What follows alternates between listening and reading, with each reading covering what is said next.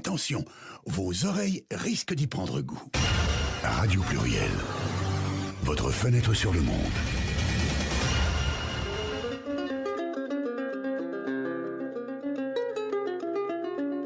Saveur, son et accord. Un voyage dans les traditions latino-américaines. Écho d'Amérique latine. Toute la diversité de l'Amérique latine, hablando en espagnol, une mosaïque de culture.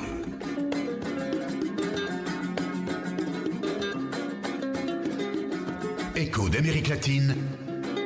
Écoutez les rythmes, les sons et les gens des pays latino-américains sur Radio Pluriel 91.5.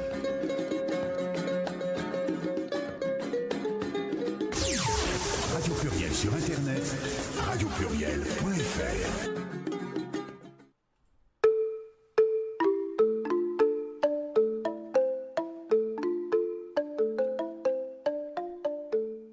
Bonjour à tous, Ecophilos, c'est Florent aujourd'hui, Écho d'Amérique latine, exceptionnellement, qui commence à 15h au lieu de 14h. On a eu un petit problème technique tout à l'heure à 14h, mais nous sommes là, donc de 15h à 16h aujourd'hui. Ecos de América Latina. Hoy estamos numerosos en el estudio, estamos cuatro. J'ai 3 invités aujourd'hui dans le studio, 4 avec moi, y compris bien sûr. Je vais commencer par la gauche, tiens, on va balayer de la gauche jusqu'à la droite. Mon cher Roger, qu'est-ce que comment tu vas? Tout va bien? Super. Et puis on a aussi Marion qui est avec nous. Bonjour Marion. Y todas. Ça va bien? Très bien. Super. Bon, ça valait le coup de patienter 1 heure, hein? Ouais, on est listo. Exactement. Et puis on a aussi Alain qui est avec nous. Bonjour Alain. Bonjour. Ça va bien? Ouais, ça va très bien. Je suis bien content d'être là. D'habitude, je suis sur Radio Canu à la même heure tous les samedis. Donc, du coup, je suis bien content d'être à Radio Pluriel aujourd'hui. Eh bah oui, tu veux nous en parler d'ailleurs parce que du coup, normalement, tu es à Radio Canu, donc tu as séché aujourd'hui. Ouais, j'ai séché, je me suis un peu déplacé géographiquement. D'habitude, nous animons tous les jours sur Radio Canu de 15h à 16h l'émission Point Critique, qui est une émission de débat, de présentation d'initiatives citoyennes, d'initiatives de personnes.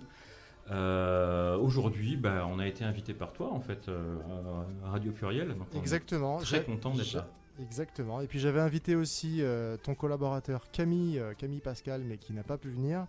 On lui fait un petit coucou et il sera de retour et le bienvenu une prochaine fois, sans problème. Roger, Marion, Alain, aujourd'hui, on est super content de vous avoir sur Radio Pluriel. On va parler de pas mal de choses, Venezuela, Mexique, Salvador, peut-être même d'autres choses, on verra. On essaiera d'appeler alors des amis à toi, Marion, tu nous raconteras, oui. Parce qu'il faut quand même présenter un peu les choses. Marion, tu es française, mais tu es un peu mexicaine de cœur, n'est-ce pas? C'est tout à fait ça, oui. J'ai pu aller au Mexique la première fois au cours des études. Et par la suite, c'est devenu vraiment un pays de cœur avec des compas qui sont là-bas, et dont Julio et Patty. Julio qui est salvadorien mais mexicain maintenant, et Patty mexicaine, voilà. Voilà, donc Julio et Patty, on essaie de les avoir tout à l'heure. Et oui. En 2 mots, de quoi on va parler avec eux? Avec eux, on va parler du projet qu'ils mènent actuellement de coopérative. Et par contre, ça sera tout en espagnol. Donc Aïe, ça tombe mal parce qu'ici, il est interdit de parler espagnol. Bon, de toute façon, on fait aussi pas mal de petites traductions. Hein. Je rappelle le principe de notre émission franco-espagnol. On parle en espagnol, en français, et puis voilà, on mixe, on zappe. Il n'y a aucun souci, tout le monde comprendra au final. Ne pas s'inquiéter là-dessus. Je vous propose de commencer par une petite news, tiens. Sur l'actualité d'Amérique latine. Allez, aujourd'hui on va parler un petit peu pour changer, du Venezuela. On en parle beaucoup en ce moment. Alors j'avais sélectionné un petit article parlant toujours du président Nicolás Maduro qui est à la recherche des pleins pouvoirs. Mais c'est vrai qu'on vous parle beaucoup du Venezuela en ce moment. On sait que ça va pas très bien. que la Colombie d'ailleurs ne reconnaîtra pas le résultat de l'élection qui aura lieu dimanche, donc demain au Venezuela, il va y avoir une élection, et le président Manuel Santos, il met en avant l'origine illégitime de l'Assemblée constituante pour justifier sa décision. Donc il a décidé, c'était hier, le 28 juillet, que son pays ne reconnaîtrait pas les résultats de l'élection qui se tiendra dimanche chez son voisin vénézuélien. Alors Nicolás Maduro, le président socialiste du Venezuela, a appelé à la création d'une assemblée constituante, une décision qui a été controversée. Cette assemblée constituante a une origine illégitime et par conséquent nous ne pourrons pas en reconnaître les résultats, a déclaré M. Santos lors d'une apparition publique à Barranquilla, donc dans le nord du pays. Et la constitution voulue par son homologue doit remplacer celle de 1999, approuvée alors par un référendum. Donc voilà, donc c'est toujours un petit peu tendu dans les Caraïbes. Je ne vais pas en dire plus là-dessus. Je suis tombé sur un petit article un peu plus original, puisque pendant que, au milieu de toutes ces manifestations, je vais vous parler de Willy Arteaga. Willy Arteaga, c'est un violoniste vénézuélien. Et lui, il fait les manifs en jouant du violon. C'est plutôt original. Et du coup, Willy Ortega, en fait, c'est devenu le symbole de la jeunesse de son pays. Il a 23 ans, c'est un petit jeune, et il joue du violon face aux militaires dans les manifestations de Caracas, au Venezuela. Et son violon, il a d'abord été cassé, malheureusement, par les militaires. Puis il a été blessé le 22 juillet avant d'être arrêté le 27. Voilà, donc même en protestant musicalement, il a eu quelques petits problèmes. Donc depuis le mois d'avril, des milliers de personnes manifestent contre le président Maduro au Venezuela. Plus de 100 personnes sont mortes, des centaines d'autres ont été blessées. Et comme je vous l'ai dit, dimanche, il y aura cette assemblée constituante qui sera votée. Donc voilà, je voulais avoir une petite pensée pour Willy Arteaga, qui, j'ai vu des vidéos, son violon est cassé, mais il va vite le réparer. Et il va vite se remettre à jouer dans les rues de Caracas pour exprimer ses idées. Donc, allez, courage Willy. Ça fait toujours du bien d'écouter un petit peu de la musique, même dans des états de protestation. Toujours avec nous, Roger, Alain, Marion ? Toujours. Super. Qu'est-ce que je vous propose ? Il est 15h07. Si on parlait de... Je suis sûr qu'un de vous a une petite news. Tiens, je vais laisser la parole à Alain pour commencer, parce que je sais que Marion, elle va parler un petit peu après avec nos amis salvadoriens aussi. Alain, il me semble que tu nous as concocté quelque chose qui s'est passé au mois de juillet ou qui va se passer courant juillet, il me semble. Exactement. En fait, en juillet, tous les ans en juillet, se déroule un petit événement lancé par un net label chilien qui s'appelle Mist Records. Et ce petit événement s'appelle le Net Label Day. En fait, ils enjoignent en fait tous les net labels qui sont sur Internet et qui diffusent de la musique sur Internet. De faire une sorte de partie spéciale où chacun va pouvoir sortir un disque de son label et de son groupe, des groupes en fait qu'il supporte. Et donc tous les ans, le 14 juillet, il y a à peu près une centaine de net labels sur Internet qui font des sorties conjointes de musique. Il y a beaucoup de musique électronique, mais il n'y a pas que ça, puisque comme c'est chilien et comme c'est soutenu aussi par beaucoup d'autres net labels d'Amérique latine, vous avez des net labels d'Uruguay, vous avez des net labels mexicains. Et la particularité, c'est qu'ils diffusent tout en licence Creative Commons. Donc ça veut dire que toutes les musiques sont librement téléchargeables, diffusables. Et ils ont un manifeste en fait sur la question de la révolution musicale. Pour eux, en fait, la révolution musicale, elle est déjà actée, elle est déjà là. Et que pour eux, la musique, pour qu'elle soit diffusable au plus grand nombre et qu'elle soit partageable au plus grand nombre, elle doit être absolument diffusée sous licence Creative Commons, donc librement téléchargeable, librement écoutable, pour permettre une diffusion des savoirs et partage de la culture. C'est plutôt bon esprit tout ça. Voilà.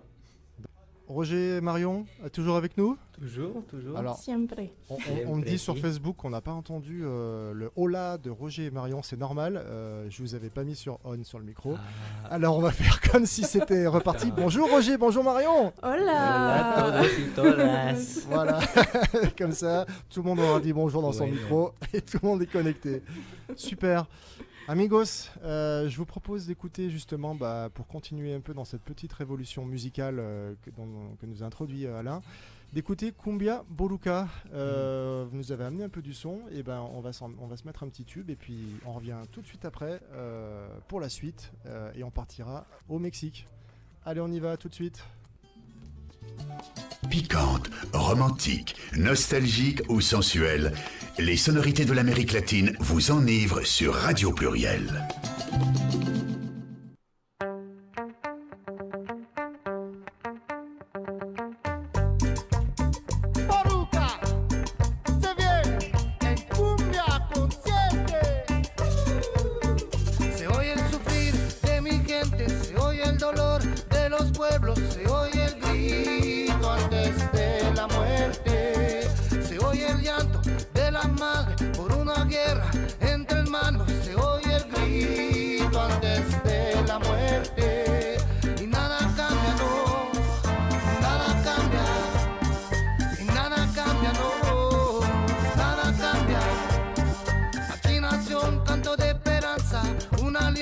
De fe y de vida se siente el calor, la pura vibra, porque se oye el sufrir de mi gente, todavía el dolor de los pueblos, se oye el grito antes de la muerte, y nada cambia, no, nada cambia, y nada cambia, no, nada cambia, dale Boruca,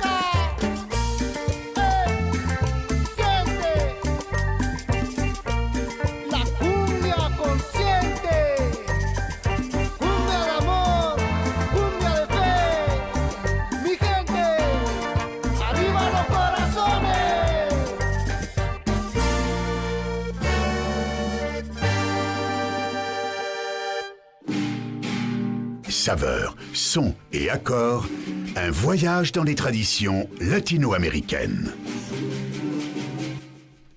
Et on revient sur Radio Pluriel 91.5 et justement on était en train de parler du Mexique.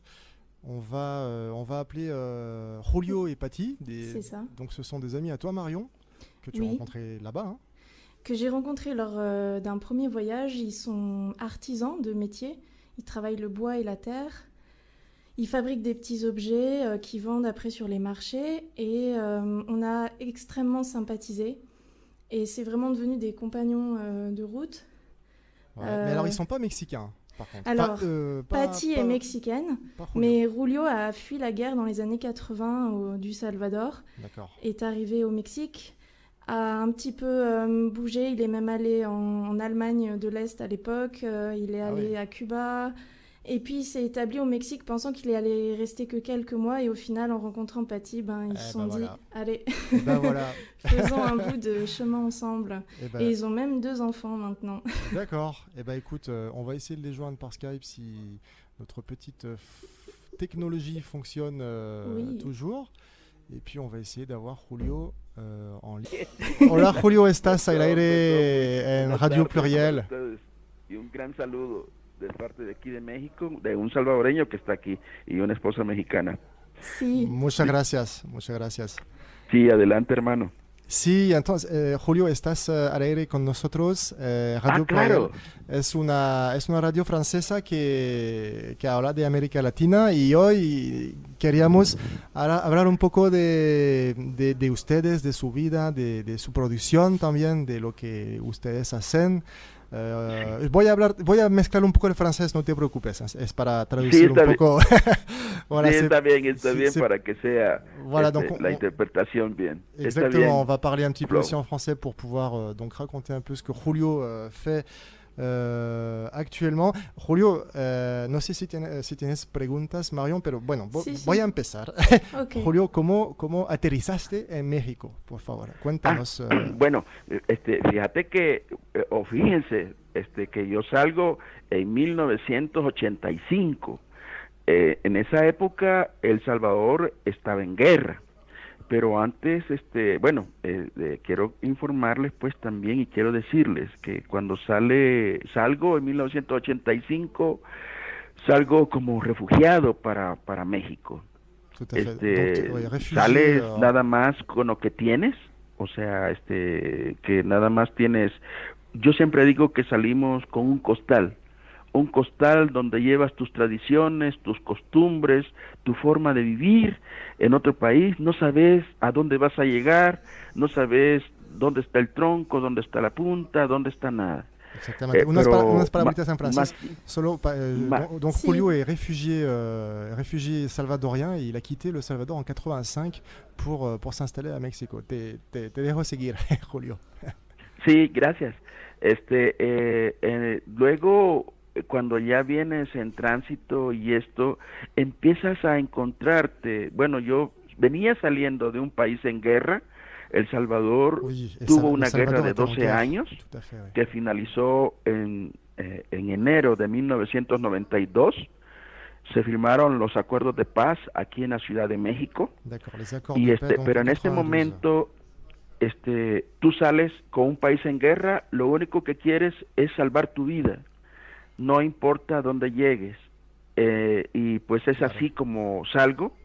Aunque ya cuando sales como refugiado, como migrante, podría decirse, no sabes los peligros que enfrentas en el tránsito. Sí, no sé, pero imagino. C'est vrai que Julio est en train de nous dire que c'était la guerre et que la guerre a terminé en 92, donc a duré quand même 7 ans au Salvador, et en train de nous dire justement, mais tu te rends pas compte le danger que ça représentait de rester dans le pays. Non, je me rends pas. Et le danger aussi du transit. Du chemin en fait d'être réfugié. Et du transit. Du voyage. C'est même là où le danger est le plus important. Exactement. Sí, estábamos traduciendo lo que habías dicho, Julio. Sí, está bien. ¿Está bien que hable así o hablo más despacio? No sé. No, es perfecto. Perfectísimo. Sí, salimos y luego cuando venimos en el tránsito encontramos a otros migrantes en nuestra misma situación, que empezás a ver cómo bueno, yo no me vine en lo que es ahora la bestia muy conocida, el tren, yo me vengo por carretera, pero encuentro dificultades para poder entrar a México. Imagino, sí. Donc, estas dificultades son de que la gente te ve y solo te ve en ti, en vos, te ve que llevas dinero, o sea, de que cómo te pueden quitar tu dinero que llevas. Entonces, en esa época que yo salgo y pues no sabía a dónde iba a llegar, no sabía incluso la geografía mexicana, sé la de mi país, del Salvador, que bueno, antes que nada, pues para toda nuestra estimable escucha y las personas que nos están viendo o escuchando, quiero decirles que El Salvador es un país que se encuentra en el centro de América, y por eso se llama Centroamérica. El Salvador, Centroamérica. Somos un país chiquito de 20,000 kilómetros cuadrados con un océano Pacífico, y tenemos mucha vegetación, es muy verde El Salvador. Y tal aparte vez pues para tenemos la traducción, Julio, ¿sí? para traducir un poquito, Juste un Sí, está bien. donc Marion, on te laisse. Julio est venu pas par le train, mais par la voie, Par la route, quoi. par en la fait, hein. route. Et au départ, c'était assez compliqué du fait que les personnes qu'il rencontrait étaient plus là par rapport à son argent que pour autre chose. Et au final, il a dû découvrir un autre pays qui était le Mexique, complètement différent du Salvador, qui est un tout petit pays qui se situe en Amérique centrale. Et ça lui a demandé aussi un effort important. Exactement. Et il nous disait après que le Salvador était un petit pays, donc en plein milieu de l'Amérique centrale, et un pays très vert, et je suppose, à mon avis, aussi pas forcément facile pour accéder, voyager et quitter. Sí, Julio, estamos... Sí, adelante. entonces ahí es donde siento la primera vez qué es lo que siente nuestra gente en tránsito. Ahora, pues yo soy migrante de larga estancia, y con eso que yo pasé, cómo insertarme dentro de la sociedad mexicana, pues no fue fácil, porque aunque somos del mismo color de piel, hablamos el mismo idioma, hay bastante dificultad para integrarse, porque sencillamente no tenés papeles para poder trabajar, como el primer tropiezo. Segundo, pero en ese tiempo que yo salgo con una ventaja, porque en ese momento Naciones Unidas nos ofrecía viajes para ir a vivir a Canadá o a Australia, y si eras persona que tenías problemas políticos, podías ir a vivir a Suecia. D'accord. Pero pues yo decido quedarme en México. Después de lo que paso Chiapas, Tabasco, entonces en cada una de las situaciones que yo pasé, y me hice amigo incluso de algún coyote para Alors, que me solo pudiera pasar. un momentito, Julio. Sí. Donc on a Julio, tu peux m'aider aussi, Marion. Oui, hein. tout à fait. Julio, donc pour passer, pour aller, il a choisi le Mexique, et il disait c'est pas si facile que ça, parce que même si les Mexicains physiquement et culturellement ressemblent beaucoup aux Salvadoriens, puisque ce sont des pays, ils sont peut-être pas voisins, je sais plus, mais enfin bon, ils sont pas très loin. En tout cas, peu importe. Donc il disait même couleur de peau, même langue, mais évidemment, tout n'est pas si simple et si facile quand on arrive dans un nouveau pays. Et puis il parlait justement aussi des accords qu'il y avait eu à l'époque, du coup pour les personnes qui étaient réfugiées de guerre, voilà, avec les Nations Unies, avoir cette possibilité d'aller vivre au Canada, et également en Suisse. En Australie et aussi. En Australie, ouais. Et en Australie aussi. Voilà. Merci Alain. Et du coup, Julio a rencontré quelqu'un, un ami là-bas. Plusieurs amis sur sa route. Sur sa route. Entonces, Julio, ¿encontraste unos amigos allá en México? Sí, sí. Bueno, tuve esa suerte, y fueron los que me invitaron a que llegara a estas oficinas de ACNUR y todo esto, pero eso pasó cuando yo llegué a la Ciudad de México, lo que es ahora la Ciudad de México. Antes se llamaba Distrito Federal, ahora es Ciudad de México, pero en ese momento yo no sabía, yo decía, es que yo voy al centro, pero yo decía, yo quería decir la capital, pero aquí en México no hay capital, sino que es Ciudad de México. Entonces, como pude, y esto pues ya me di a entender, y esto me hice amigo incluso de algunas gentes coyotes, que en ese momento como que todavía tenían un poquito de amabilidad en ese momento. Entonces me dijeron, te llevamos y no te cobramos nada. Va, excelente. Pero a la vuelta del tiempo, cuando vos ya estás sentado aquí en México, empiezas a ver de que se va agudizando la situación. Por decirte, el coyote ya es más voraz ahora, el coyote ahora secuestra, viola, hay problema de trata, en el tránsito de niños chiquitos. Ahora la situación se ha vuelto más aguda porque al migrante se le ha visto como una mercancía más. Sí, Ouais. tal vez puedo traducir, Julio, para que las personas entiendan bien. Correcto. Sí. Julio nous explique en fait que déjà lui, en tant que réfugié, il a été face à ce qu'on appelle des coyotes, qui sont des personnes, en tout cas, pas de grande confiance, mais qu'on pourrait traduire par passeurs, et donc qui lui proposent de l'aider, mais qui au final l'utilisent. Et il explique que surtout dans la situation actuelle que vit le Mexique, les migrants sont devenus une marchandise. Et ces personnes sont, en tout cas les migrants sont séquestrés, kidnappés, on demande des rançons aux familles, sont même tués. Voilà, je peux même rajouter qu'il y a eu des cas de découverte de charniers, de personnes, surtout dans le nord, mais aussi dans le sud. Il y a des disparus. Il y a un article qu'on avait ramené avec Alain qui est paru dans Libération au Mexique quand les familles deviennent légistes. Voilà. Mais on en parlera après. Voilà. Quand Julio hizo una paréntesis sobre también los desaparecidos de México, como explicaste sobre los migrantes que se vuelven como una mercancía. Exactamente, exactamente. Y desafortunadamente hoy también en Europa, tú sabes que nosotros tenemos también mucha actualidad sobre los migrantes y hay también este tipo de tráfico de tráfico de migrantes. Eso es terrible. Y sigue, por favor. Sí, y ahora pues bueno, hemos tenido muertes grandes como la de San Fernando, en Tampico, Tamaulipas, y últimamente pues bueno, esto por decirlo así, casos grandes. En Tamaulipas fueron muertos más de 76 migrantes. Todavía ahorita que estamos en agosto, bueno, ya en julio, perdón, ya vamos a entrar a agosto, sí.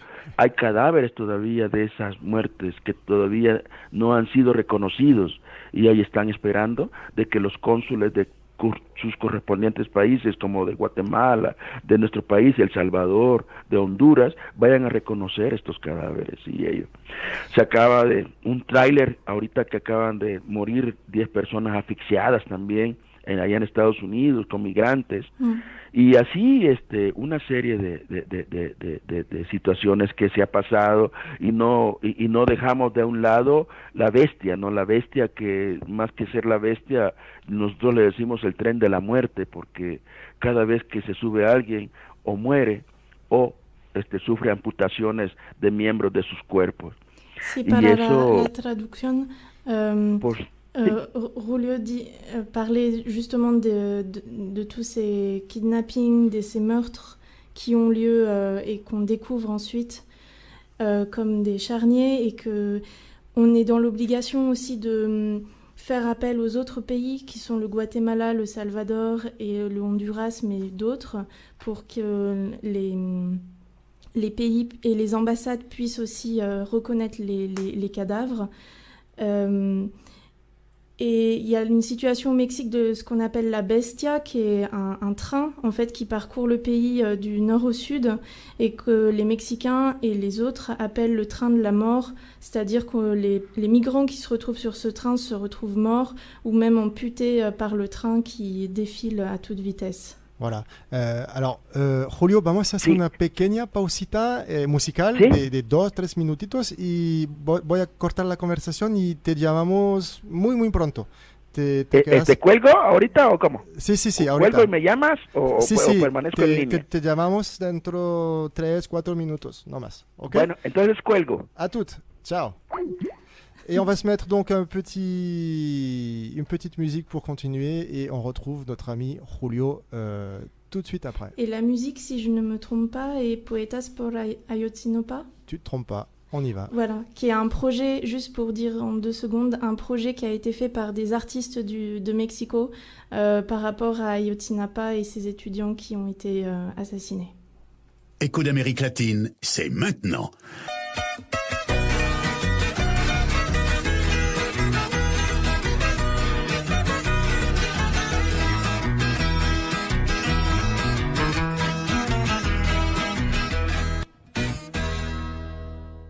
Attention, vos oreilles risquent d'y prendre goût.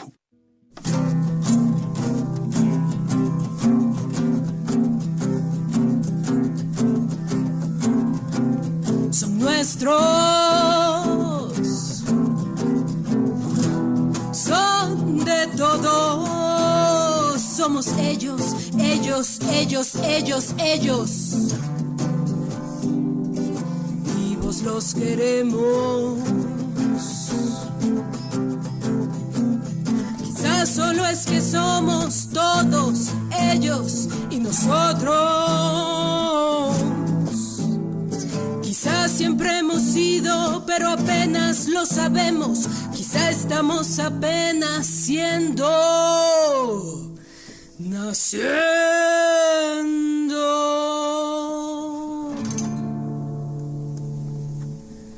Seamos honestos.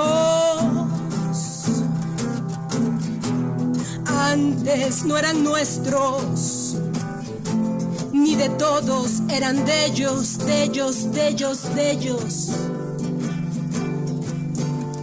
Hace tanto tiempo son ausencia que a pesar de nuestros dichos, ellos siguen siendo de ellos, nosotros tan distintos, tan completos. Sin el alma cercenada por un hijo que está y no está, ni vivo, ni muerto. Han sido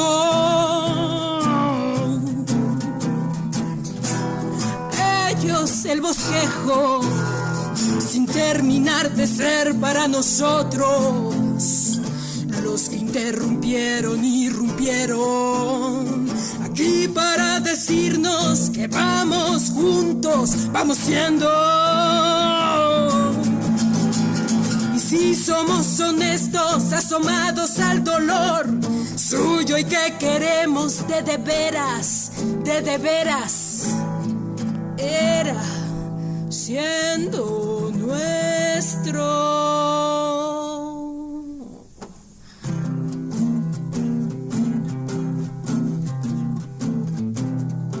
Es tan profundo el abismo, tan negro, que a pesar de los intentos, nosotros caminamos por el borde del endiablado sufrimiento. ¿Cuánto pesa la ausencia cuando es de uno? ¿Cuánto nos pesa a nosotros la que cargan ellos? Son de ellos, aunque sean de todos, incluso nuestros.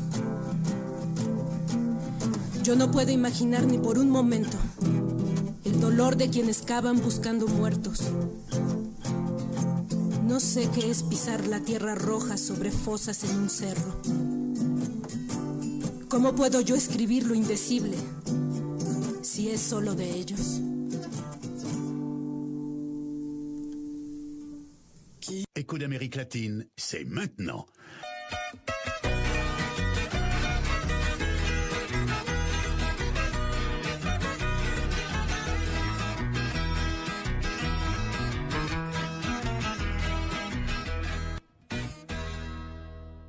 Attention, vos oreilles risquent d'y prendre goût. Et on revient en direct. Alors oui, j'ai coupé la musique, une super musique qui nous parle d'Ayotzinapa, mais on la mettra sur Facebook avec le lien YouTube. Tout à fait. Et comme ça, vous pourrez la réécouter. Et puis, pardon pour avoir remis deux fois le jingle. Voilà, j'étais encore dans la musique, c'est pour ça. ¿Qué tal, Roger? Muy bien. Todo bon? Super son, on a écouté un joli son, là, Ouais, très chouette, c'était la pas mal, guitare, bon guitariste, Carrément. très chouette. Marion, Alain? Très bien. Très bien. Ouais. Le guitariste, c'est Alex, un autre compas du coup du Mexique. D'accord. Peut-être un jour on pourra faire une émission aussi avec lui. Ah bah j'espère bien. C'est Bueno Julio, Julio. de nuevo. De nuevo Hola, aquí. Hola, Julio. Eso. Con mucho gusto. Sí. Nosotros también. Julio, voy a continuar la conversación, la plática contigo y con Pati también. Tal Sí, vez claro. hablando de la actualidad que viven, es decir, Sí. de la cooperativa, de los cursos de Pati o de quieren, pero de lo que están haciendo ahorita. Ah, correcto, me da mucho gusto. Bueno, pues nosotros, estamos aquí en México, tenemos que salir adelante de algo y algo que nos gusta es dar a conocer la cultura salvadoreña aquí en México, que es el país donde estamos, y estamos elaborando nuestra artesanía que es la técnica del arte knife que decimos. Es una técnica que dice dibujo del niño, arte ingenuo. Si, voy Y a pues, traducir, perdón. Sí. Juste, on demande à Julio et à Patty quelles sont leurs actualités. Et il est en train de nous expliquer que l'important pour eux actuellement, c'est aussi de transmettre l'artisanat de leur pays, du Salvador, au Mexique, avec une technique d'artisanat et de dessin qui s'appelle les dessins naïfs, un peu comme si c'était des dessins d'enfants. Si ça... Si. Julio. Sí, y eso nos ha permitido poder platicar de nuestro país, de nuestras costumbres y nuestras tradiciones. Y pues bueno, aquí cabe el gusto nombrar a alguien importante para mí, Patty, que es mi compañera, la que siempre ha estado ahí, mexicana, pero que ha adoptado a El Salvador como parte propia. Y eso pues para mí, aparte de haberme dado 2 hijos preciosos, que ya son unos jóvenes ahora, y también, ¿por qué no decirlo? Que de Sí. todo lo que hemos trabajado de la cultura, hemos forjado 2 muchachos. Ahora el mayor, Javier, es veterinario, está por hacer una maestría, y mi hijo Luis, que está estudiando artes visuales. Aparte dan clases de capoeira a niños, están integrándose con los jóvenes precisamente, dándoles clases en diferentes colegios o en parques. Sí. Y esto pues Hago la me da mucho traducción. gusto. Por favor, Mario. Si. Gracias. Alors, Julio a pu rencontrer Patty, qui est vraiment son âme sœur et sa compagne de vie, et qui participe à l'artisanat et avec qui il a pu avoir 2 enfants qui sont maintenant de jeunes adultes. Donc, il y a Rabier qui est devenu vétérinaire, qui est même en train de refaire une maîtrise actuellement, une spécialité, et Louis, le deuxième enfant qui fait de l'art comme ses parents, plutôt dans le graphisme et voilà, et qui donne également des cours de capoeira aux enfants. Y tal vez, Julio, podemos escuchar a Patty. Sí, claro. En este Entender momento, a Patty. Patty, vení. Viene corriendo ahorita. Patty arrive en courant. Adelante. On fait tout Ahí très va. très vite sur Radio Pluriel. Dépêchez-vous. Mario, Si. Hola, Hola Patty. Patty. Hi, Florent. hola. Hola. Alain, Roger. Toda Francia te, Hola, Patty. te está escuchando. Toda Francia. No. Gracias. Patty. ¿Cómo están? Sí, muy bien. Y tú puedes decirnos un poquito de la actualidad que viven, de la artesanía, del proyecto de cooperativa, de los cursos también que das. Ujú, sí, claro que sí. Mira, ahorita estamos trabajando con la artesanía. Julio dibuja, yo pinto toda la técnica del Salvador. Estamos conformando una cooperativa aquí en México para poner comida y artesanías, y que los salvadoreños que están aquí en México tengan un lugar donde reunirse para comer algo de su país. Sí. Visibilizar también a muchos que no que se hacen pasar por mexicanos, para que no pierdan sus raíces, porque es importante mantener las raíces de cada uno de nosotros, porque si no pierdes la identidad. Sí, voy a traducir, Patty. Gracias. Patty nous explique qu'ils sont en train de monter une coopérative avec l'art salvadorien, mais aussi l'alimentation, les repas, puisque c'est important, elle nous explique, pour les Salvadoriens de Mexico de retrouver aussi un espace où ils peuvent se retrouver, où ils peuvent également manger, parce que ce sont leurs racines et que c'est important qu'ils les gardent, et que c'est aussi important pour les Mexicains de connaître la culture salvadorienne, qui est une culture sœur. Si, Patty. Y, Y yo ahorita me estoy dedicando a dar cursos enseñando esta técnica que ya sería una fusión de lo de El Salvador y lo de México a centros de rehabilitación. Estamos ahorita en un centro de rehabilitación de drogadicción y bueno, adicciones, y para que ellos tengan una opción para cuando salgan, puedan trabajar ellos, autoemplearse. Si, lo traduzco. Patty actuellement est en train de travailler dans un centre de jeunes qui est même une prison où elle donne les cours de dessin et de peinture avec une technique mexicano-salvadorienne pour que ces jeunes puissent avoir une technique aussi en sortant de ces centres fermés et puissent travailler dans la vie ordinaire. Voilà, pour la réinsertion, dans la société tout à fait. mexicaine. Sí, Pati, te escuchamos. Muchas gracias. Y Entonces, Pati, dime... Sí, perdón, ¿ustedes tienen algo, no sé, en internet o una página para ver lo que hacen ustedes? ¿Un medio numérico de ver lo que hacen ustedes? ¿Lo que ustedes hacen? Mira, ahorita no tenemos porque... sí, tienen una página internet. Tenemos el Facebook. El Facebook, lo mejor. Internet hoy es has been. Está terminado Internet. Hoy es Facebook. Y nada más. Aujourd'hui seulement Facebook. Puedo subir algunas fotografías de los cursos que he dado porque también les damos a madres solteras. Oui.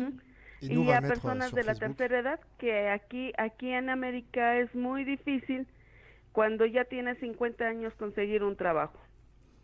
Entonces hay gente que vive sola, que es ya grande, aquí se dice de la tercera edad a los 50 años, 60 años, y que tiene necesidad todavía de no tiene ingresos económicos, y tiene necesidad de trabajar para alimentarse. Entonces a ellos también les damos este tipo de cursos para que ellos vayan saliendo, ellos solitos vayan trabajando y vayan vendiendo sus cosas, que sean autogestivos. Y Pati, para Facebook la página, no me recuerdo el nombre. Es de doy el mío es o de creo que hay una página de la cooperativa. De la cooperativa está, y también voy a subir fotografías ahí. ¿Y cómo se llama de Volcán de Izalco? ¿Mandé? Volcán de Izalco. Volcán de Izalco. Volcán de Izalco. On le mettra tout à l'heure. Sí. Lo pondremos en Facebook, en nuestro Facebook. En el Facebook de la radio. Oui. Muchas gracias, sí. Y vamos a empezar también a subir fotografías y videos de lo que hacemos, de los cursos, de todos los que conformamos lo que es esta cooperativa. Si, et para traduire, Patty disait un petit peu juste avant qu'elle donnait aussi avec Julio des cours aux femmes célibataires ou aux personnes des seniors qui sont parfois aussi en manque de travail, rien que financier, pour qu'ils puissent avoir un petit revenu supplémentaire grâce à ces cours donnés. Et puis, j'ajouterais aussi qu'elle disait que c'était pas facile de trouver aussi un boulot après un certain âge, 40, 50 ans. Oui. C'est vrai qu'en France, on a aussi un peu le même problème. Mais je dirais que les latinos, et c'est pour ça aussi qu'on les admire, ils sont très créatifs et ils s'arrêtent jamais. Ils luttent toujours. Et c'est vrai qu'on a beaucoup à s'inspirer aussi là-dessus. Estaba diciendo que cuando estabas contando el problema de los mexicanos que tiene 40, 50 años, es un poco difícil encontrar un trabajo en el mercado, pero lo que dice es que ustedes mexicanos, y no solo los mexicanos, sino toda la gente del continente América Latino, ustedes tienen esta fuerza de lucha, de creatividad para sobrevivir, para vivir, para ganar un poco de plata, y eso a nosotros franceses admiramos mucho esta fuerza que ustedes tienen. Muchísimas gracias porque Sí, realmente. es algo pues que ya traemos, creo, como Sí. latinos. En el sangre, no sé, c'est quelque chose dans le sang. Sí. Sí, no nos dejamos vencer y no nos dejamos caer. Exactement. Oui, il ne se laisse pas vaincre ni tomber. Exactement. Alain, Roger, est-ce que vous avez une petite question ou un petit commentaire sur tout ce qu'on vient de dire, ou quelque chose que vous aimeriez partager avec nous? On va laisser parler un peu les hommes aussi. Je vois qu'ils essayent de se refiler la parole là. Je vous dis tout. Moi, je suis pas du tout hispanophone, donc je suis super content d'avoir des traductions. Ça me permet de bien comprendre ce que Patty et Julio ont dit. Alors, je me suis rendu aussi au Mexique avec Marion il y a 1 an et demi. Au Mexique, je suis resté que 5 jours. Et ce que j'ai pu voir, en fait, c'est surtout une société assez violente. Je peux citer la petite anecdote où on a visité les pyramides. Comment ça s'appelait? De Teotihuacan. Teotihuacan, un gros lieu touristique avec des grosses pyramides très anciennes. Et on avait donné rendez-vous aux Mexicains 18h à la fermeture à une porte, et il y a 4 portes pour sortir en fait. Et nous en fait on s'est fait un petit peu enfermer à la porte numéro 1, les Mexicains nous attendaient à la porte numéro 3. Et on a dû attendre la nuit tombée avec les policiers là-bas, sachant que là-bas ils se promènent avec le fusil à pompe à la main et ils patrouillent à la main, et nous on avait eu un petit peu peur parce qu'on n'était vraiment pas habitués à ça. Et c'est vrai qu'il y a une certaine violence en fait au Mexique qui est quand même assez importante quand nous on n'est pas habitués en tant que Français. Alors on rebondira là-dessus, c'est juste comme on a encore un peu Patty et Julio en ligne, est-ce que tu veux ajouter quelque chose, Marion, par rapport, ou leur poser une petite dernière question? On va après les laisser. Déjà les remercier. Oui, toutes déjà, ça peut être pas mal. Julio, Patty, les agradecimos muchísimos para esta plática. No, pues muchas gracias a ustedes y estamos aquí para servirles y bueno, ¿qué te puedo decir? Es y maravilloso. Vamos a repetir eso muy pronto. ¿En septiembre? Chavos. Claro que sí, aquí Sí, en ¿por qué no? septiembre los esperamos y con mucho gusto. Muchas gracias. Vamos Muchas a seguir gracias. nuestra emisión al aire. Patty y Julio, gracias para su colaboración y esta entrevista de calidad, y les deseamos un buen día. Muchísimas gracias. También nosotros les deseamos un buen día y ya cuando tengamos la Casa del Salvador los esperamos por acá. Gracias. Ciao. Gracias. Gracias. Sí. Eh ben super, on les réinvitera, hein. Ils sont super sympas, et puis c'est super intéressant aussi, Oui, cette, avec cette plaisir. histoire à partager avec eux là-dessus. Chicos, qu'est-ce qu'on fait? On se met une petite musique, ou peut-être que par rapport à ce que tu disais, c'est vrai que la société mexicaine est assez violente. Mais bon, après voilà, c'est un petit peu le paradoxe latino, hein, c'est-à-dire qu'ils nous traitent toujours avec cariño, avec beaucoup d'amour. On n'a pas besoin de les connaître beaucoup, hein, pour qu'ils nous traitent avec cette espèce de tendresse. Et puis à la fois, c'est vrai que cette société est quand même assez dure, et je pense que tout ça c'est lié de toute façon, hein. C'est ce qui fait la sauce. Mais merci en tout cas de cette petite remarque. Roger, l'Amérique latine. Mais l'Amérique latine, plus c'est j'en pour entends quand parler, plus pour quand plus j'ai envie d'y aller. Et puis Ah des ouais. témoignages comme ça, c'est quand même assez sympa aussi. Les gens qui prennent un peu de temps de leur journée pour nous parler direct du Mexique avec passion et ferveur comme ça. C'est vraiment sympa, un petit couple très sympathique. Exactement. Et moi je suis toujours l'oreille pour la bonne musique. Ouais, il me Mexique, semble que tu as une grande oreille, même une bien plus grande que l'autre, parce que tu es musicien quand même, on va le rappeler. Et tu vas nous parler, on va juste écouter un petit peu la musique là, pour se faire 30 secondes de soufflage un peu avec The Bongo Hop, et puis après on va parler un peu du festival de Vienne. Je crois que tu as repéré des bonnes... Des bonnes vibes, et puis des coups de cœur aussi, hein, carrément. Ok. Allez, on revient dans 30 secondes, restez avec nous jusqu'à 15h. Te hace ver lo más bonito que hay en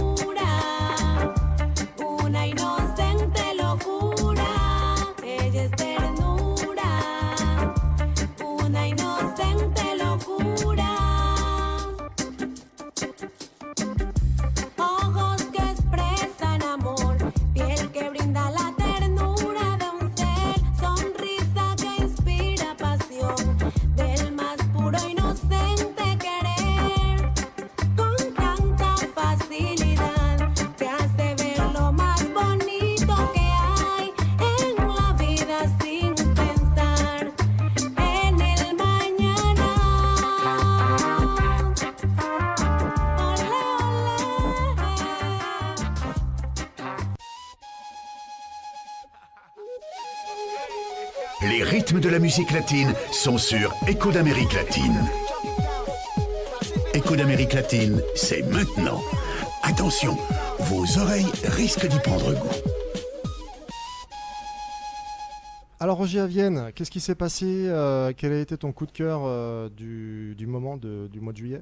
Eh bien, beaucoup de choses, il se passait beaucoup de choses. Moi, j'ai bien aimé la soirée du 13 juillet, donc pré-party Kezia Jones, avec à peu près 7-8 groupes.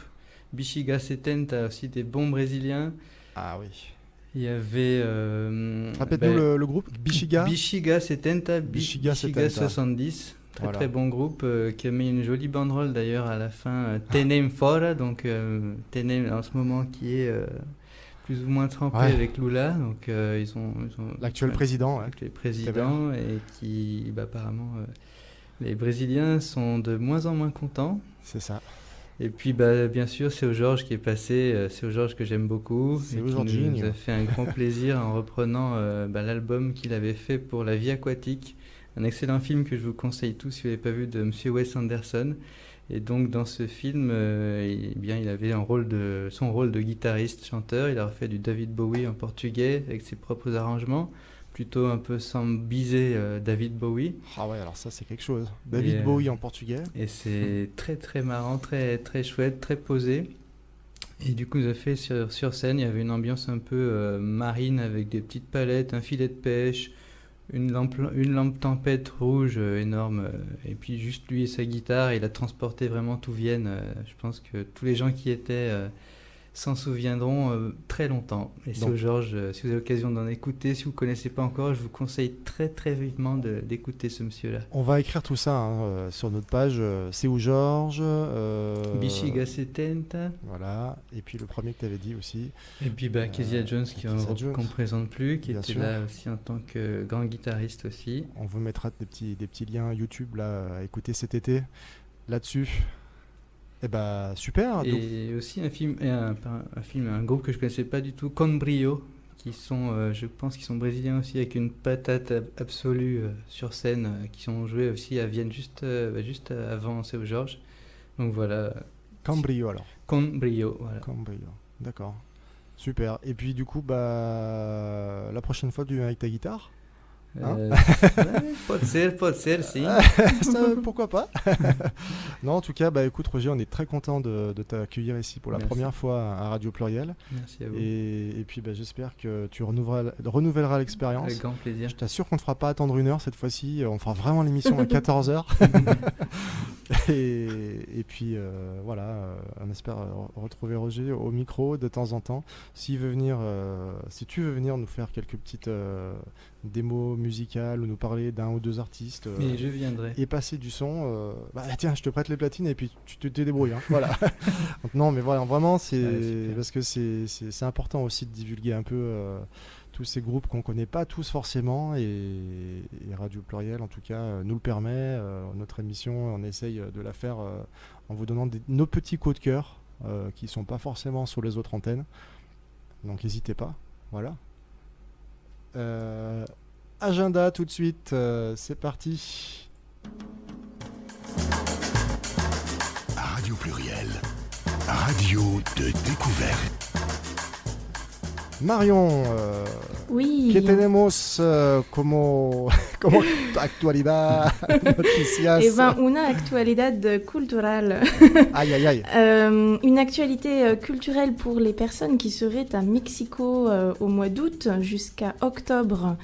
Une pièce de théâtre d'un ami qui s'appelle Alejandro Guerrero, qui est vraiment un super acteur, mais pas que musicien, etc. et autres. Et il collabore avec Inés de Tavira dans un théâtre qui est situé à Coyoacán, qui s'appelle El Círculo Teatral. Il commence à jouer le 19 août jusqu'au 1er octobre, les vendredis, samedis, dimanches, pour une pièce qui s'appelle Y después del silencio. Voilà. Super. Donc je pense que c'est vraiment à aller voir si vous avez cette possibilité ou opportunité d'être au Mexique à cette période. Et pour les heureux chanceux qui y seront, on remettra aussi l'info sur notre petite page Facebook. Et autre petite nouvelle, peut-être moins culturelle mais tout aussi importante, c'est le Forum social mondial des migrations. Alors là, c'est pas tout de suite, c'est en 2018, à l'automne 2018, mais il va avoir lieu à Mexico. Et il est organisé entre autres par le Movimiento Migrantes et beaucoup d'autres associations. Donc je pense que c'est quelque chose à suivre et on vous fera peut-être passer les infos quand on en aura plus. Tout à fait, exactement. Et puis pour revenir en France et tout à fait à Lyon en fait ce soir, qu'est-ce qu'on a ce soir? On est bien le 29, bah oui c'est ça. 8h ce soir, la Bilonga Brava de 20h à 23h et ça commence, c'est à l'Esplanade de la Grande Côte dans le premier. Vous voyez à peu près où c'est, donc ça peut, je crois que vous n'êtes pas très loin. Oui, c'est à côté de chez nous. C'est vers la Croix-Rousse. C'est ça, c'est sur les pentes de la Croix-Rousse. Donc sur les pentes de la Croix-Rousse, ce soir, Esplanade de la Grande Côte, une petite milonga, prix libre, au chapeau en plus, à la gorra, comme ils disent en Argentine.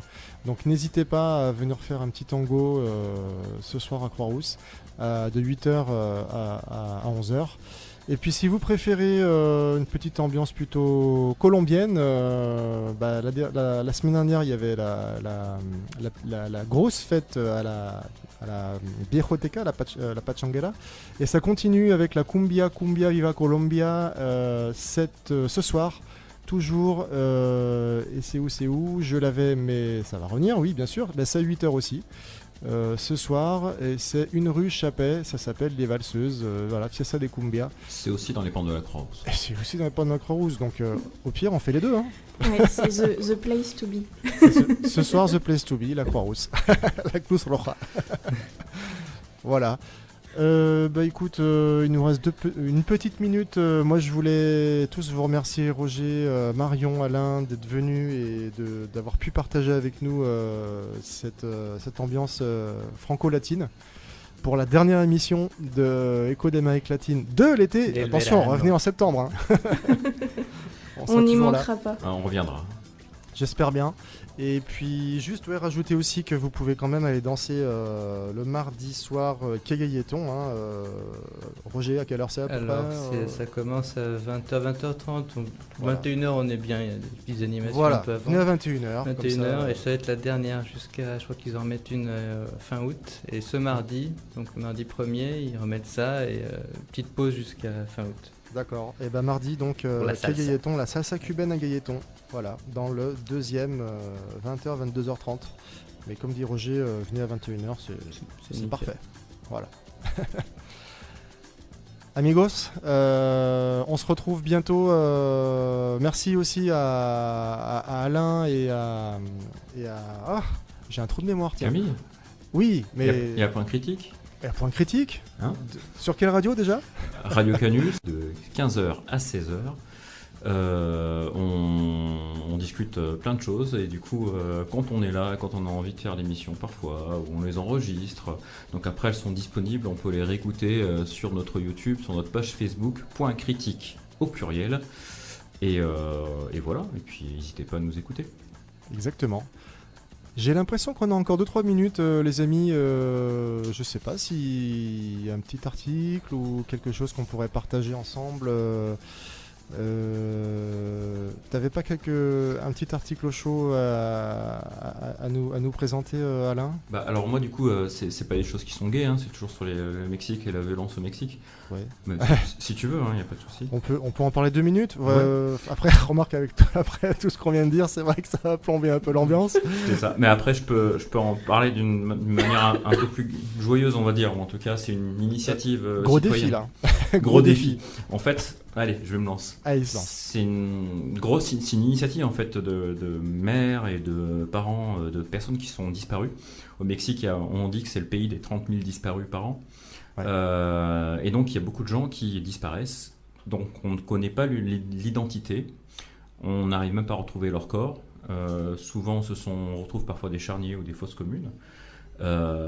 Et les autorités en fait sont incapables de chercher en fait les personnes parce que déjà ils n'ont pas l'identité des personnes, ne savent pas si elles sont décédées ou pas, et très souvent c'est des indices, c'est vraiment fouiller une brindille dans une botte de foin dans un pays immense qu'est le Mexique.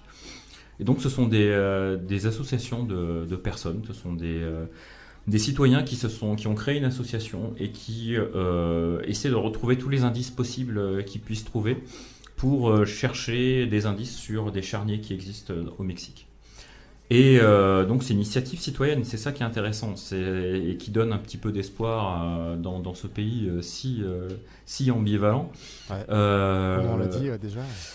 C'est qu'ils arrivent quand même à retrouver des disparus, ils arrivent aussi à redonner une identité à des personnes qui sont décédées, qui sont enterrées dans des charniers.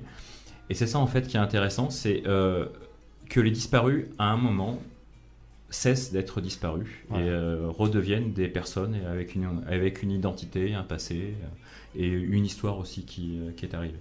Tout à fait. C'est vrai que on n'est pas là, on fait un peu de philosophie, mais on n'est pas forcément disparu quand on quitte cette terre. Finalement, il y a aussi la mémoire, l'entretien de tout ce qui fait qu'on ne nous oublie pas.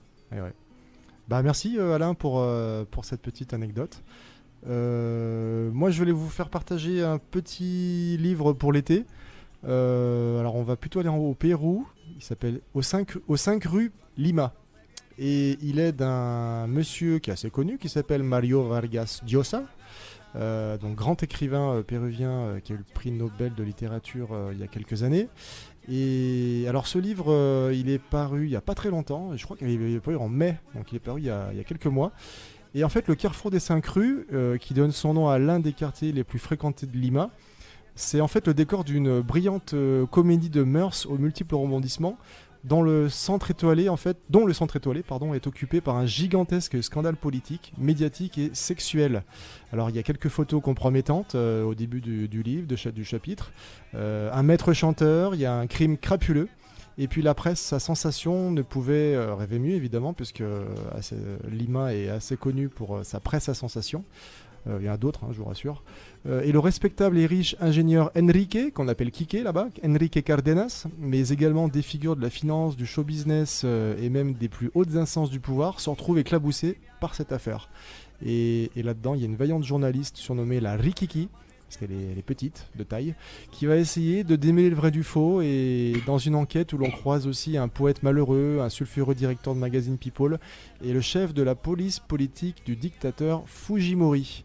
Donc vous l'aurez compris, ça se passe à l'époque de Fujimori, ancien président du Pérou dans les années 90, il me semble, ou peut-être un peu plus, je sais plus.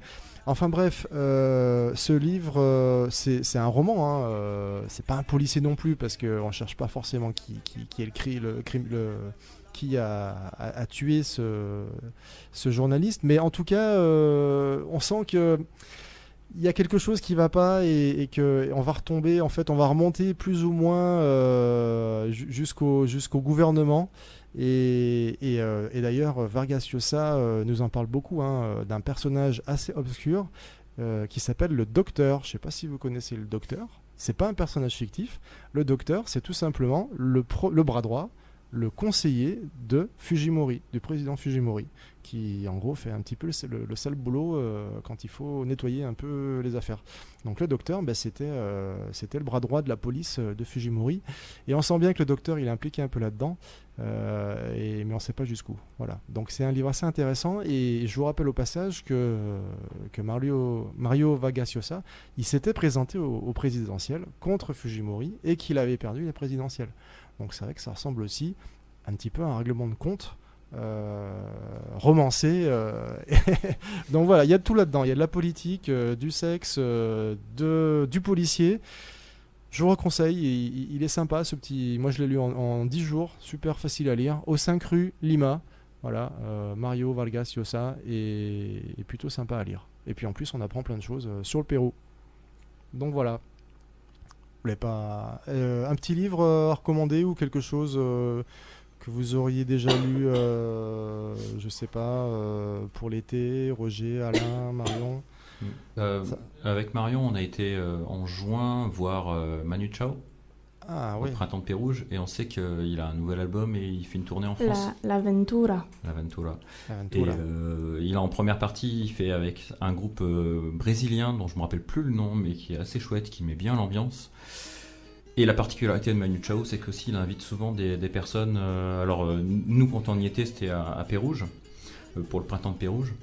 Et il avait invité une productrice de lait de brebis, de fromage de lait de brebis de l'Ain, qui parlait notamment en fait de son activité et je pense de la Confédération paysanne, parce qu'il est quand même assez proche, Manu Chao, de la Confédération paysanne, de Via Campesina et d'autres mouvements, notamment brésiliens des Sans-Terres et argentins.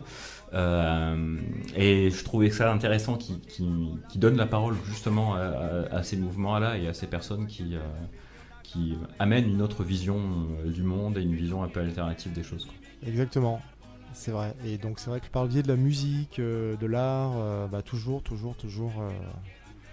exprimer tout ça. Et puis on avait reçu il y a pas très longtemps un couple d'Argentins, un couple de tango. Je leur fais un petit coucou parce qu'ils vont revenir nous voir. C'est le duo Berretin. Et qui nous disait justement qu'en Argentine, depuis quelques années, c'était pas si facile de pouvoir faire du tango avec tous les nouvelles mouvances politiques. Donc c'est vrai que ça paraît bête, hein, mais à chaque fois qu'on exprime quelque chose en chantant, en écrivant, c'est toujours une lutte, hein, finalement, parce qu'on voit que même en Argentine, en 2017, comme disait le duo Berretin, c'est pas forcément facile. Il y a beaucoup de lieux de tango qui ferment. Alors que c'est quand même le patrimoine, un des piliers du patrimoine culturel de l'Argentine. Et voilà. Je vous propose une petite musique, et puis après on verra ce qu'on fait, si on se dit au revoir ou si on continue à parler un petit peu.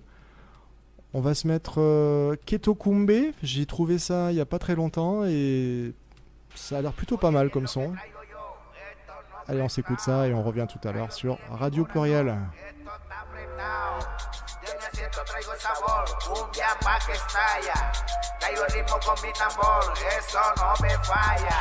Oye bien lo que traigo yo, eso no es prestado. Traigo el beat en mi corazón y esto está apretado. De mi acento traigo el sabor, cumbia pa' que estalla. Traigo el ritmo con mi tambor, eso no me falla. Eso no me falla. Eso no me falla. Eso no me falla. Eso no me falla.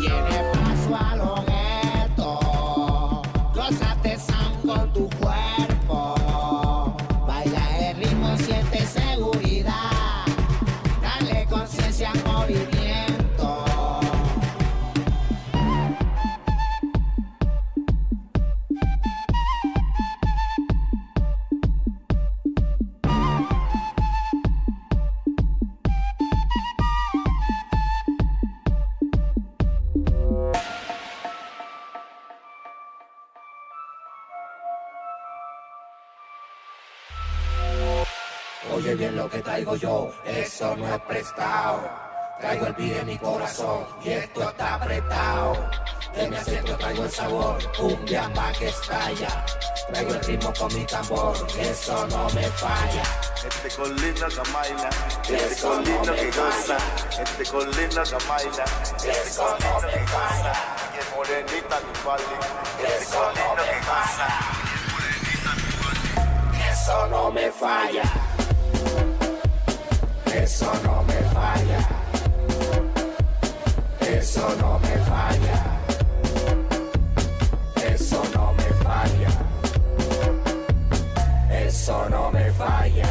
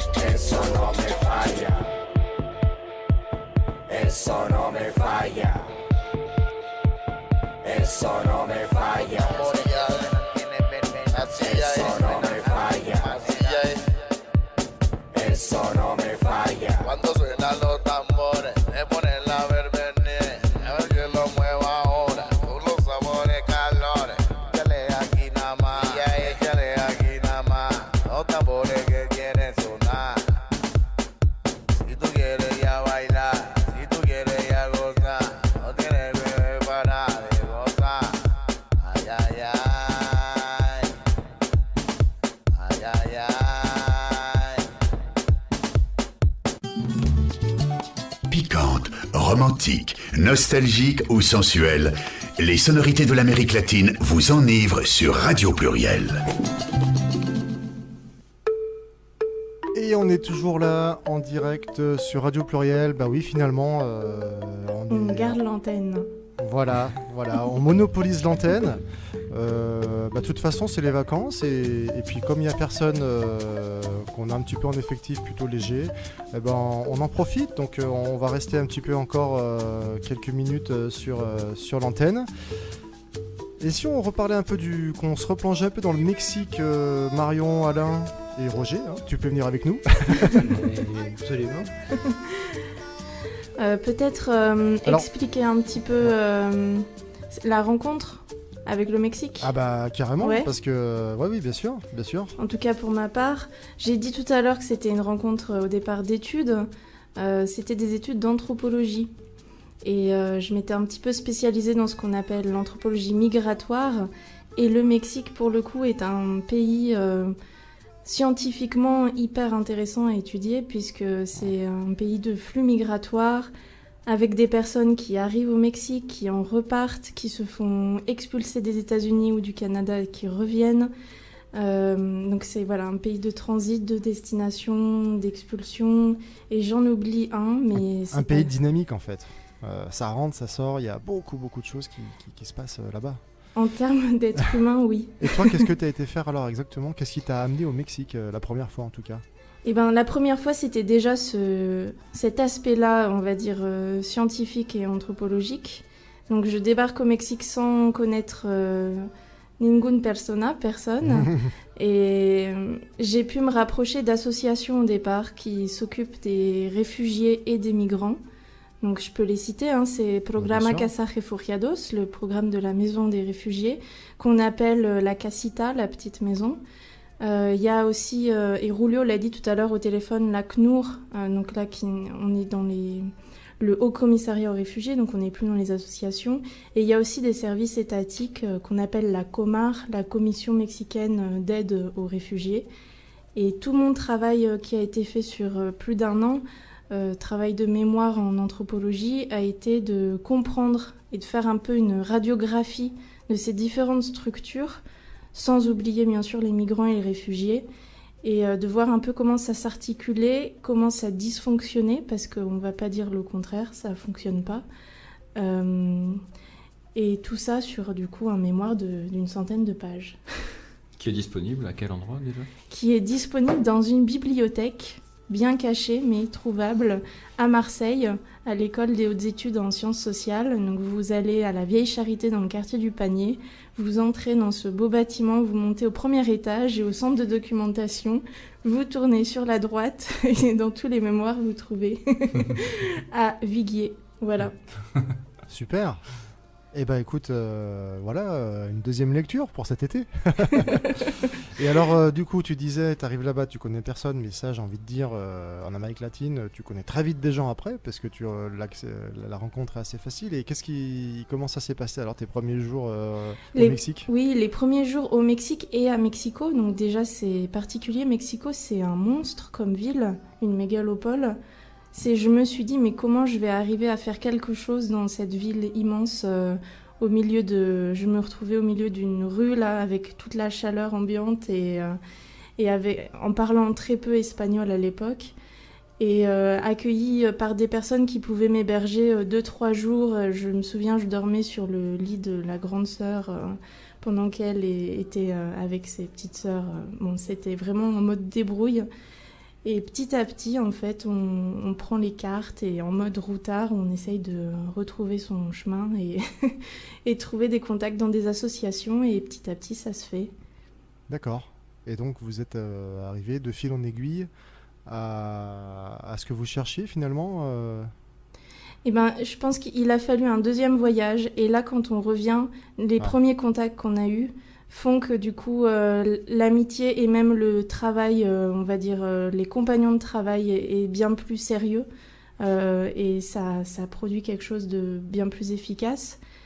Et ça permet ensuite de faire ses recherches, d'écrire son mémoire et même de retourner au Mexique sur un 3e voyage où j'ai pu re-rencontrer les gens qui m'avaient fait confiance et avec qui j'avais pu faire des entretiens par exemple et leur donner les détails de la recherche, leur restituer la recherche, ce qui est quelque chose d'assez difficile et pas simple à faire pour un étudiant en anthropologie parce qu'on dit un petit peu ce qu'on pense et justement ce qui est intéressant c'est aussi tous les dysfonctionnements et ce qui fait que il faut avoir les mots adéquats pour pouvoir être compris et être aussi dans un échange par la suite et voir aussi les gens du terrain qui sont plongés continuellement dans l'objet d'étude qui est la migration ont aussi un autre retour et ce qui peut améliorer la recherche et ouvrir sur d'autres masters ou d'autres thèses ou autre chose.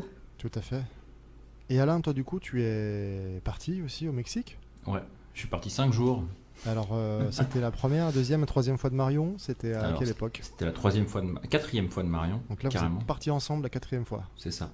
D'accord. Marion, elle est restée 2 semaines. Moi, je suis resté que 5 jours parce qu'en fait, j'avais un boulot en fait qui recommençait juste après le jour de l'an. Donc, j'ai dû rentrer pour travailler.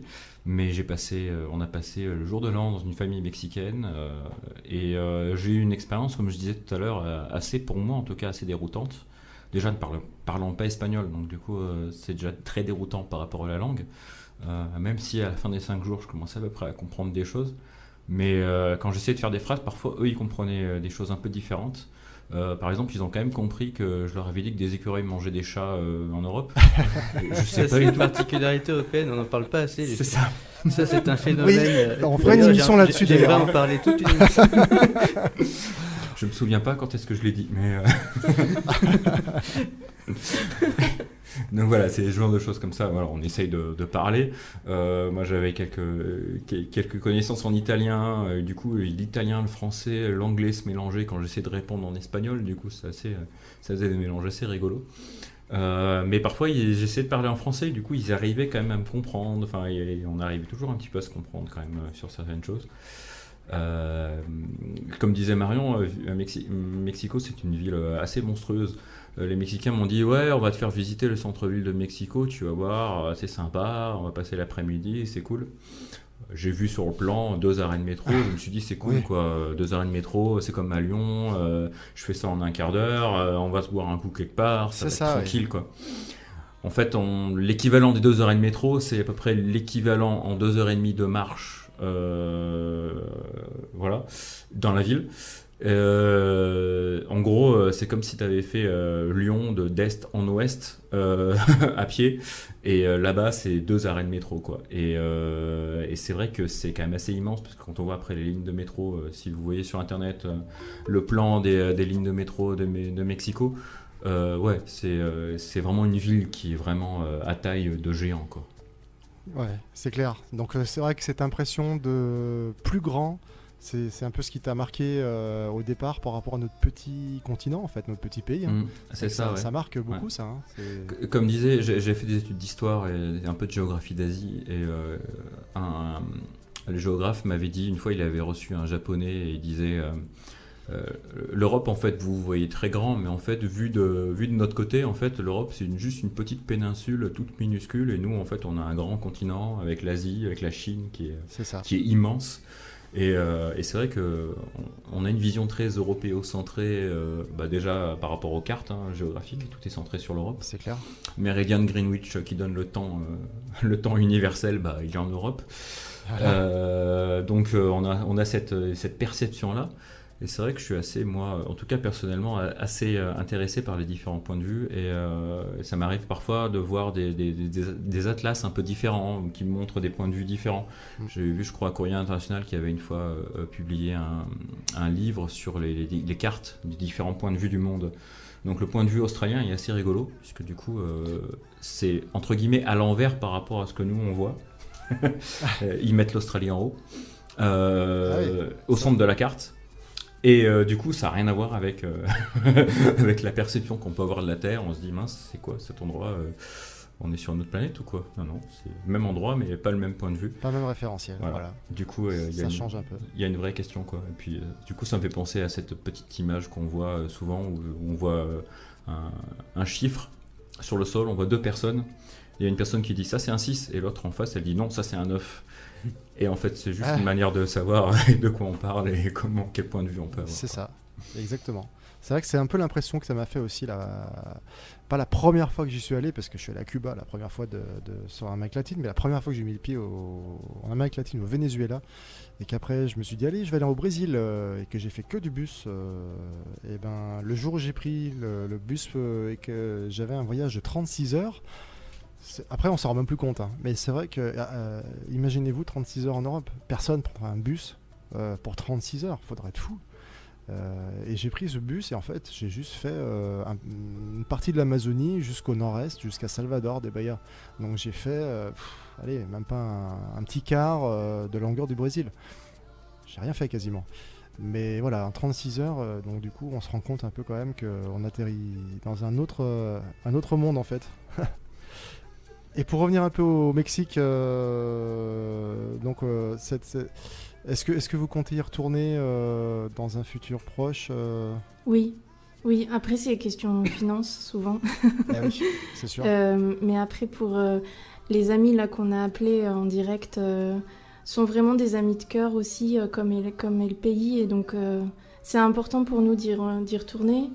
Avec Patty, par exemple, on avait un projet artistique ensemble, et de le faire à distance, c'est assez dur. On a un projet qui s'appelle Cabrones y Colchones. Traduisons. Je crois que c'est intraduisible. Ça vient des petites camionnettes qui se baladent et qui récupèrent les frigos, les matelas, et donc voilà. Donc c'est de la récup. De la récup, super. Mais du coup de la récup plutôt sur la question des droits des femmes. Sur la question des droits des femmes, le genre de manière générale. Et on avait envie de faire un projet un petit peu coup de poing et artistique là-dessus, parce qu'on n'en parle pas forcément beaucoup au Mexique, même si il y a quand même des initiatives. Et je pense que ça fait pas de mal aussi d'en parler en France et à Lyon. Voilà. Donc c'est un peu dans les marmites, et on espère pouvoir le développer sur le futur. Super. Et bon courage à vous deux, et pour pouvoir aussi réunir un peu de quoi repartir là-bas. Roger, ça serait quoi le premier pays que tu ferais, toi, si tu... Brésil. Ah, au Brésil. Brésil total. Le Brésil. Ah donc, ouais. 36 heures de bus, alors, Roger? Ouais, 36 heures de bateau. Le bateau, c'est plus sympa. Non, en avion, je pense. Mais ouais. Le bateau, Brésil, ouais, bateau, ça va être long. Ouais, c'est sûr. Après, le bateau, c'est plus sympa, c'est plus confort aussi. Ouais. Plus le temps d'admirer un peu le paysage. D'accord, le Brésil est une destination en particulier, le Recife, nord, le sud, Recife. Un peu, Qu'est-ce qu'il y a à Recife là Recife, Salvador aussi, Salvador pour la musique. Donc le nord-est, tout ça, hein, au bord des plages, quoi. Salvador, qui est la ville où sont arrivés les premiers esclaves africains, donc la musique commençait là pour le Brésil en fait, avec ce mélange afro-local, quoi. Exactement. Et du coup, ils ont commencé là, et après ça s'est répandu dans tout le pays jusqu'à aujourd'hui, quoi. Toujours ce métissage qui est bien présent et qui est magnifique. C'est ça. Et si je ne me trompe pas, tout ça, c'est à cause du Portugal, en fait, qui a installé sa capitale à Salvador. Voilà. Puis à Rio de Janeiro, puis à Brasilia. Mais au début, ouais, c'était Salvador. Donc, il fallait de la main-d'œuvre, et du coup, il y a une forte population africaine à Salvador de Bahia, hein, c'est vrai. Exact. Ouais. C'est vrai que c'est une ville, quand on y est, c'est vraiment différent de l'Amazonie, du sud-est, de São Paulo, de tout. C'est incroyable.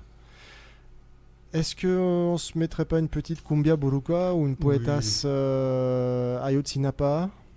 Une petite suggestion à me faire Poetas Allez, sachant que les poétas à Ayotzinapa, on a le CD à la maison, du coup on l'a pas sous les yeux pour vous présenter les personnes qu'il y a dessus, mais la démarche de poétas Ayotzinapa, Déjà, peut-être rappeler ce qui s'est passé à Ayotzinapa, qui est une ville du coup où il y avait la Escuela Normal, donc l'école normale avec des étudiants, et il y a eu 43 étudiants disparus.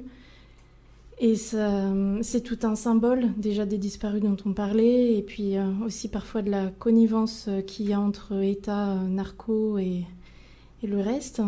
Et surtout la démarche artistique d'artistes engagés qui se sont dit pour soutenir justement de faire cet album qui est un double album et on en a écouté un extrait tout à l'heure, donc qui est assez bien réalisé et voilà, qui mélange poème et musique.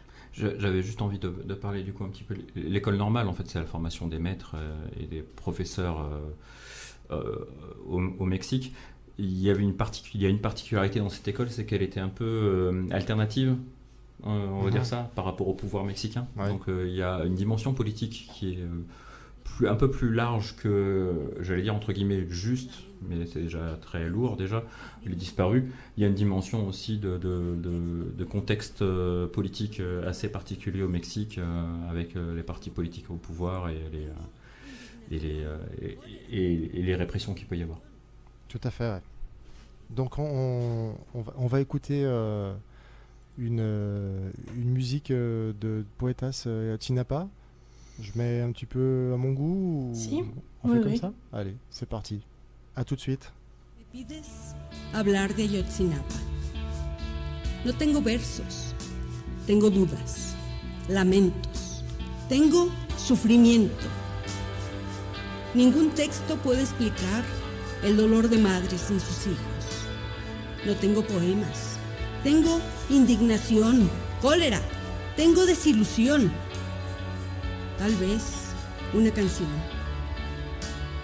Ayer escuché una que tenía por coro: vivos se los llevaron, vivos los queremos.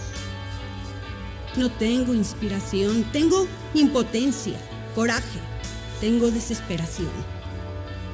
A manera de rompecabezas, el caso es tratado políticamente, asunto mediático. No tengo tinta, tengo tristeza, lágrimas, tengo rabia. ¿Cómo se armará si faltan piezas? Normal 43 de Ayotzinapa, expropiación, regateo. De l'Argentine au Mexique, en passant par l'Équateur ou le Nicaragua, les rythmes de la musique latine sont sur Écho d'Amérique latine.